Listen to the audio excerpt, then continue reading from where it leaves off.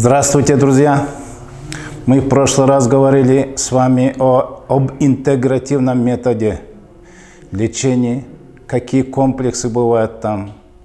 И говорили об холистическом подходе лечения. Это рассмотрение пациента больного в целом, душу и рух, душа и тело, чтобы вместе рассматривалось.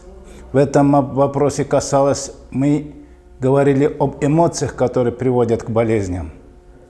Мы сегодня поговорим как раз об эмоциях, что он из себя представляет и вообще, где он находится. Эмоция. Давайте прежде мы поговорим о болезнях. Болезни – это как опухоль, язва, эрозии, артрит, бронхиальная астма. Это видимые болезни, которые сегодня тоже не поддаются лечением. Не поддаются или операция.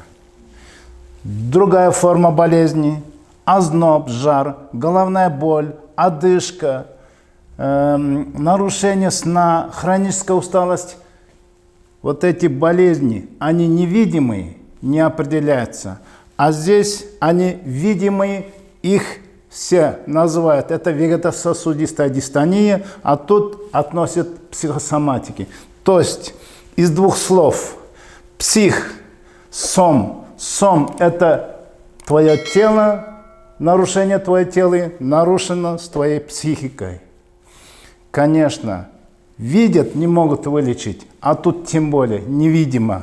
Как говорил главный психиатр России Борис Карвасарский, неврозы, они хороши тем, что нету органики. Сердце болит, жмет, колет, но нету органики нарушения. Но однако болит. Анализ ничего не находит. Головная боль, в голове ничего нет, но однако болит.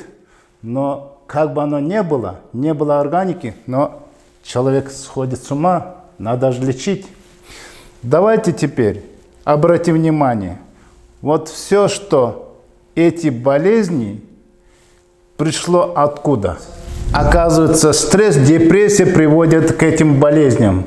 А если индивидуально посмотреть каждого пациента, откуда она? Генетически связана, инфекция какая-то приводит к таким болезням, или психологически, или эмоции.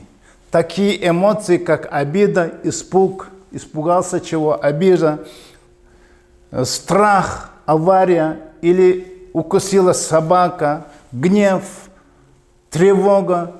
Вот такие эмоции, оказывается, приводят к болезням. Значит, эмоция человека приводит к болезням. Так теперь, где она находится? Вот суть-то в этом. Раз эмоции не могут найти, значит, это связано с душой. Надо лечить душу.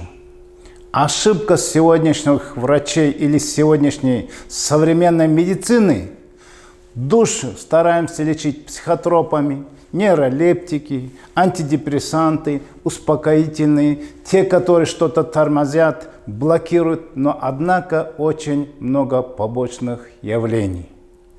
Наша клиника иначе подходит к лечению этих болезней. Болезней, связанных с душой. А как мы подходим к этому лечению, будем говорить в следующий раз. До свидания.